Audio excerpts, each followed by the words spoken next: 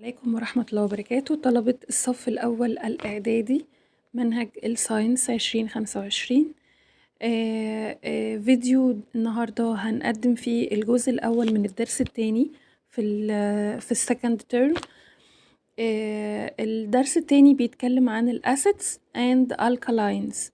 يعني ايه أسيدز؟ الأسيدز اللي هي الأحماض، الالكالاينز اللي هي المواد القاعدية أو المواد اللي بتسبب ارتفاع في قيمة الرقم الهيدروجيني.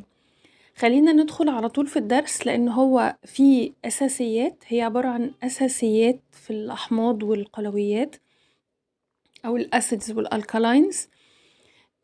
الأساسيات دي هتساعدنا إن شاء الله بعد كده إن احنا نبني فيها معلومات جديدة ونعرف عنها أكتر، ولكن الأساسيات دي مهمة جدا إن انتوا تعرفوها، وكمان هيبقى فيه حتة حفظ كده صغيرة هتبقى مطلوبة منكم إن شاء الله في الدرس ده. ذاكروا كويس وإن شاء الله تقدروا تستوعبوا اللي أنا هقوله في الجزء ده بشكل كويس. النهاردة في الفيديو ده هنتكلم عن الأسيدز. طيب قبل ما ندخل في موضوع الدرس، احنا اخدنا في ال في الفيرست تيرم الايونز الاناينز والكاتاينز، وعرفنا او خدنا الايونز او الايونات. احنا طبعا عرفنا ان العناصر اللي موجودة في البريودك تيبل منقسمة لمجموعات كتير، ولكن كانت في مجموعتين رئيسيتين اللي خدناهم في الدرس الأول اللي هما الميتالز والنون ميتالز. وقلنا ان الميتالز هي العناصر اللي بيبقى فيه في الاوتر موست انرجي ليفلز بتاعها 1 or 2 or 3 الكترونز، اللي هي العناصر اللي في المستوى الطاقي الاخير ليها في اقل من 3 الكترونات او 3 الكترونات. ودي العناصر الميتالز دي بتبقى بتميل لان هي او بيبقى اسهل لها ان هي تفقد ال3 الكترونات دول، فبالتالي بما ان هي فقدت الالكترونات اللي في المستوى الاخير بتاعها هتتحول لايون موجب، لان في الحالة دي هتبقى number of protons more than number of electrons، فالذرة هتفقد التعادل الكهربي بتاعها وهتبقى ايه positive ion. البوزيتيف ايون اسمه كاتاينز، دي الميتاليك إليمنت او العناصر اللي هي بتبقى الميتاليك. تمام. راجعوا الدرس اللي فات لو اللي انا بقوله محتاجين نراجع عليه بشكل مفصل اكتر. النون ميتالز او النون ميتاليك إليمنت، طيب هي بتبقى عبارة عن العناصر اللي فيها في الاوتر موست انرجي ليفلز بعد الالكترونيك كونفيجريشن 5 or 5 or 6 or 7 الكترونز، فبالتالي بيبقى اسهل لها عشان توصل للاوكتيت ستيت او المستوى ان المستوى الطاقي يبقى فيه 8 الكترونات ويبقى ستيبل، بيبقى اسهل لها انها تكتسب الكترونات. ما دام هتكتسب الكترونات يبقى هتكتسب شحنات سالبة زيادة عن عدد البروتونات بتاعتها، فبالتالي هتكتسب ايه نيجاتيف تشارج، فهتتحول لايه لنيجاتيف ايون، يعني بيكون اسمها اناينز. تمام، يبقى انا بس افتكر ان الميتاليك إليمنت بتبقى كاتاينز، النون ميتاليك إليمنت بتبقى اناينز. تمام. اما النقطة التانية اللي هتبقى قبل ما ندخل في الاسيدز هي ان احنا نعرف ان في حاجة اسمها الاتوميك جروب. الاتوميك جروب او المجموعات الذرية. المجموعات الذرية معناها ايه او معنى الموضوع ده ايه؟ ان انا بيبقى عندي two elements يعني عنصرين. العنصرين دول عنصرين او اكتر من ذرة من عنصر واحد يعملوا ايون مع بعض، يتجمعوا مع بعض، يتحدوا مع بعض ويعملوا covalent bond، ويعملوا ايه ويعملوا مع بعض هما الاتنين يبقوا ايون مع بعض، يتحدوا مع بعض ويبقوا ايون. فبالتالي الايون ده او الشحن الشق ده بيبقى ايه؟ بيبقى اسمه اتوميك جروب، لان هو بيتكون من اهو تعالوا نقرا التعريف. an ion composed of more than one atom or more than one element. بتبقى مكونة الاتوميك جروب دي ايون مكون من اكتر من مجموعة من الذرات او اكتر من ذرة مع او ان هو يكون عبارة عن 2 element، يبقى ده اسمها ionic جروب. والاتوميك جروب بتبقى بتحمل البوزيتيف او النيجاتيف تشارج بناء على العناصر اللي داخله فيها. طيب احنا مش هناخد الجزئيه دي بالتفصيل، بس ضروري ضروري ضروري جدا نكون عارفين ايه نوعيات الاتوميك جروب اللي احنا او اللي هتواجهنا او اللي هتقابلنا. انا دلوقتي عندي الاتوميك جروب دي في منها المونوفالنت اللي هي بتبقى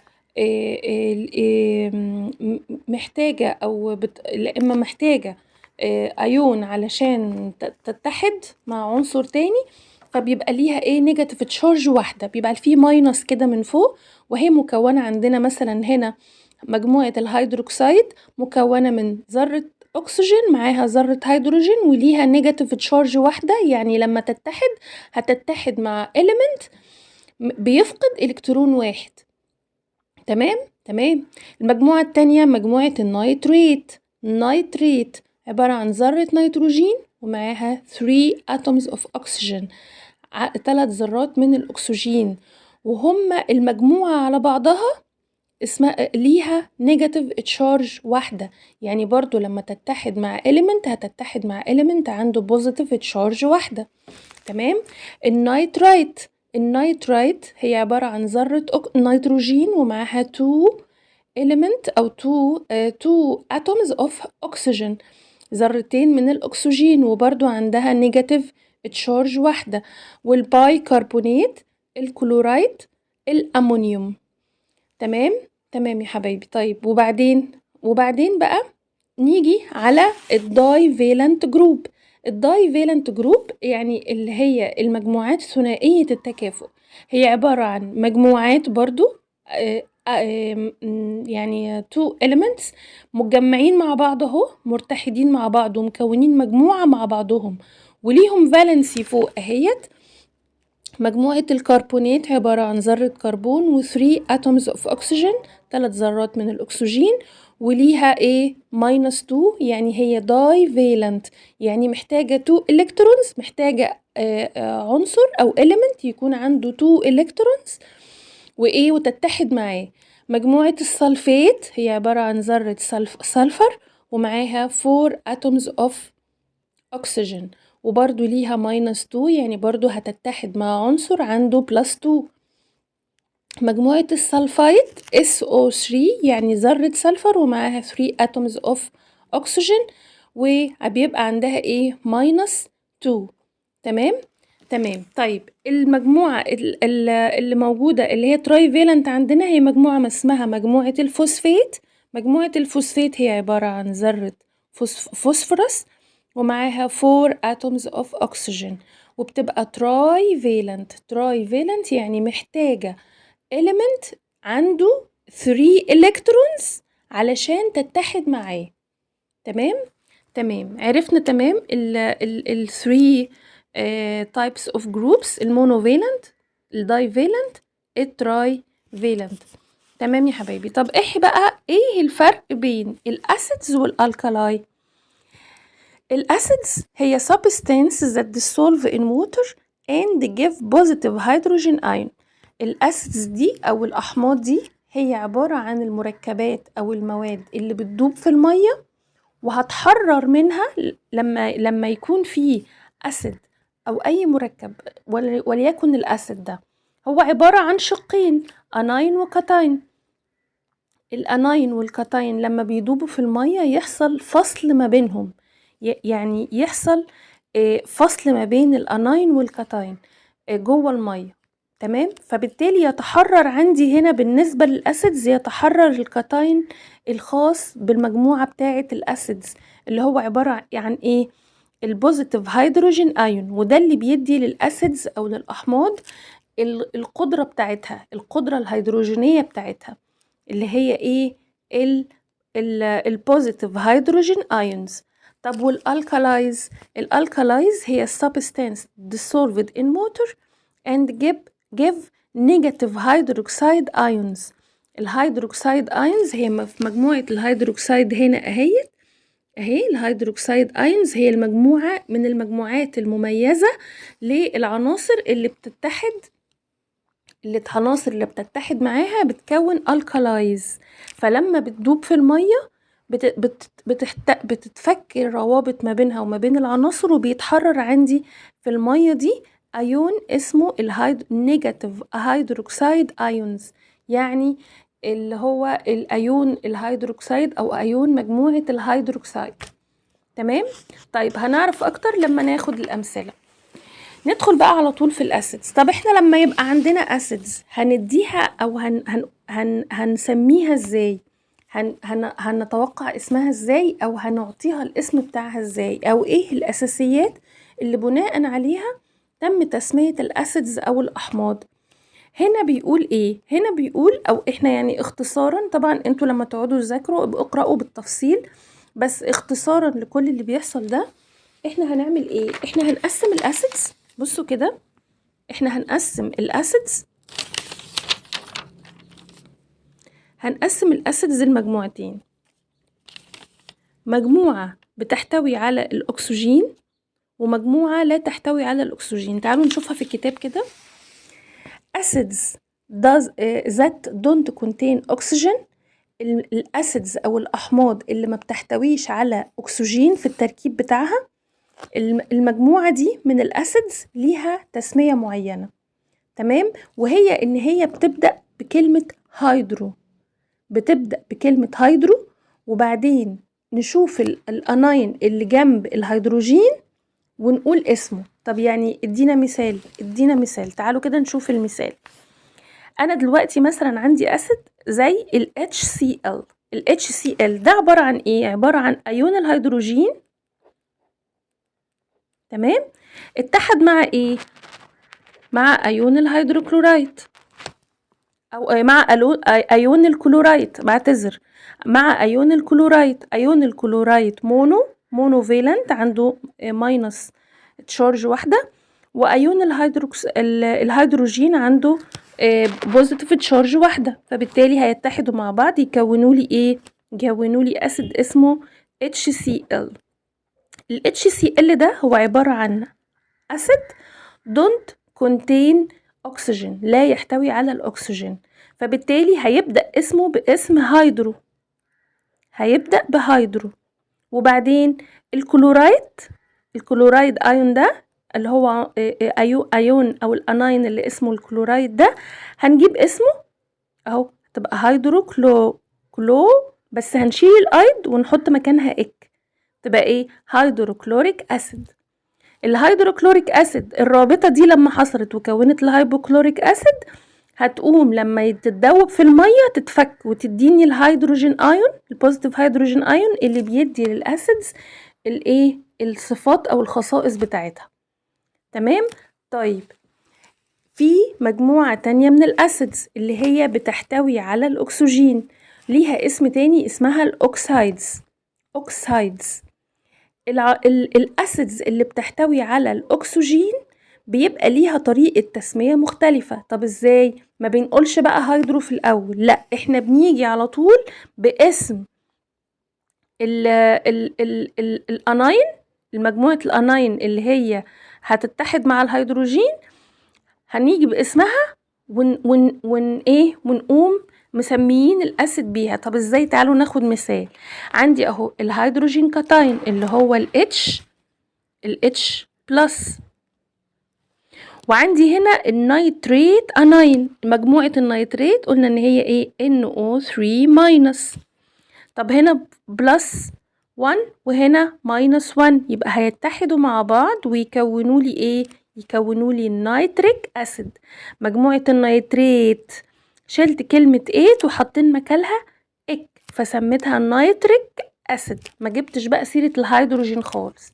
ده بس في الاوكسايدز اللي هي الاسيدز ذات كونتين اوكسجين، الاحماض اللي بتحتوي على الاكسجين.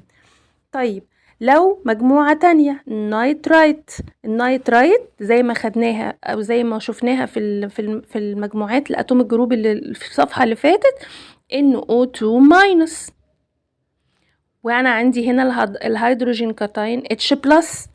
فلما هيتحدوا مع بعض هنشيل الايت من النيترايت ونحولها لأس، نيترس acid.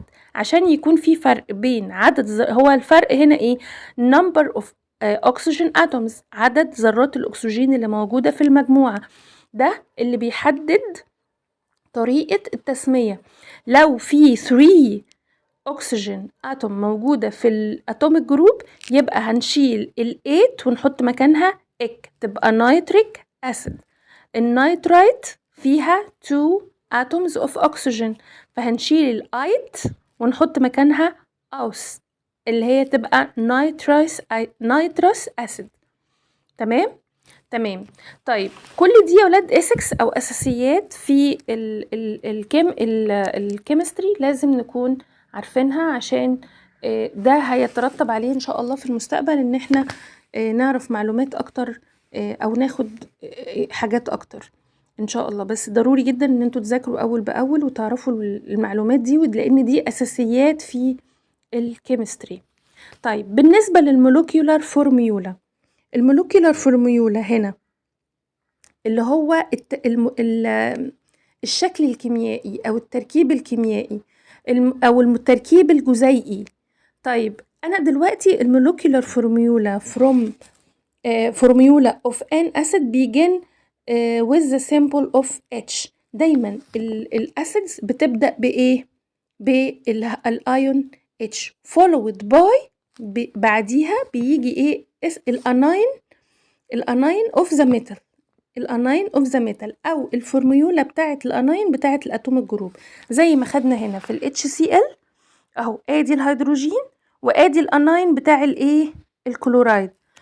وخدنا هنا ادي الهيدروجين فين؟ احنا ما كتبناش هنا اهوت، هنا مثلا اهو اتش النيتريك اسيد NO3، ادي الهيدروجين وادي المولكيولار فورميولا بتاعه الاتوميك جروب اللي هي ايه؟ ارتبطت بذرة الهيدروجين.